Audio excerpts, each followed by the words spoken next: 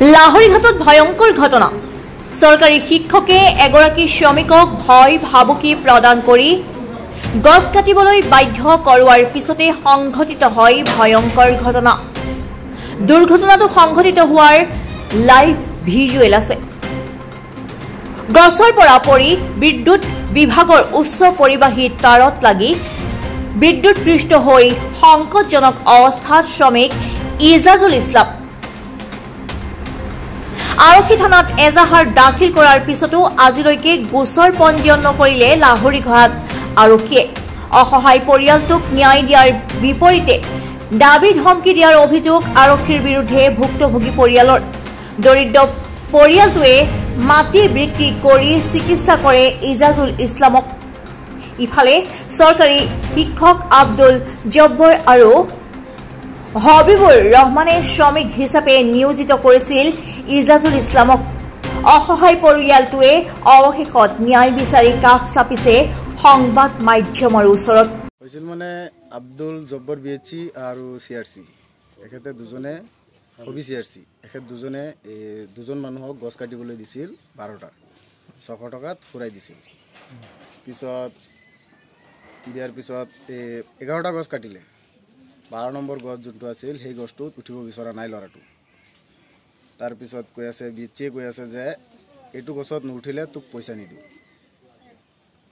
তাৰপিছত ল'ৰাটো বাধ্যত তেওঁ চাউল কিনি পেলাই ঘৰত আনিলেহে খাব পাৰিব, এনেকুৱা কণ্ডিশ্যন আৰু। তাৰপিছত ল'ৰাটো বাধ্যত পৰি গছত উঠিলে, চব ডাল কাটিলে। লাষ্টত এটা ডাল যোনটো ডাল আছিল সেইটো ডাল তাৰৰ সন্মুখতে আছিল। কি তাৰ? কাৰেণ্টৰ তাৰ 33 তাৰত যেতিয়া ডালটো কাটিছে, কাটি পেলাই যেতিয়া নমাব বিচাৰিছে তেতিয়া ডালটো গৈ গছত লাগিছে। গছত লগাৰ পিছত তাৰপিছত শ্বৰ্ট খালে তাত। এইখিনি কেতিয়া হৈছিল ঘটনা? ঘটনা 10 তাৰিখ আপোনাৰ 11টামান বজাত হৈছিল। আপুনি এজাহাৰ দিছেনে? এজাহাৰ দিয়া হৈছে থানাত 15 তাৰিখে। কাৰ বিৰুদ্ধে? আব্দুল বিএচি আৰু চিআৰচিৰ বিৰুদ্ধে। তেখেতৰ দুজনৰ বিৰুদ্ধে এজাহাৰ এটা দিয়া হৈছিল 15 তাৰিখে। 15 তাৰিখে দিয়াৰ পিছত থানাৰ পৰা এতিয়াও আমি কোনো ৰেছপন্স পোৱা নাই। কি কয় আৰক্ষীয়ে? আৰক্ষীয়ে কৈছে যে এতিয়া ল'ৰাটোৰ ষ্টেটমেণ্ট লাগে। ল'ৰাটো এতিয়া কথাই ক'ব নোৱাৰে। ল'ৰাটোৰ ষ্টেটমেণ্ট নোহোৱাকৈ তেখেতে কেছটো ৰেজিষ্টাৰ নকৰে। ফাৰ্ষ্ট দিন যেতিয়া গৈছিলোঁ, এতিয়া আমি আপোনালোকৰ তাত আৰু ৰাইজৰ তাত সহায় বিচাৰিছোঁ যে এই ল'ৰাটোৰ যিখিনি আছে এইখিনি মানে চিকিৎসা যিখিনি আছে এইখিনি কৰিব লাগে আৰু ৰাইজে মিলাই এটা সহায় কৰিব লাগে। তেওঁলোকে চিকিৎসা কৰিছেনে? সেইটো পক্ষই তেওঁলোকে 1 টকাও দিয়া নাই আৰু তেওঁলোকে কৈ আছে যে আমি গছত উঠোৱা নাই, এনেকুৱা কৈ আছে যে আমি গছত উঠোৱা নাই, আমি 1 টকা নিদিওঁ।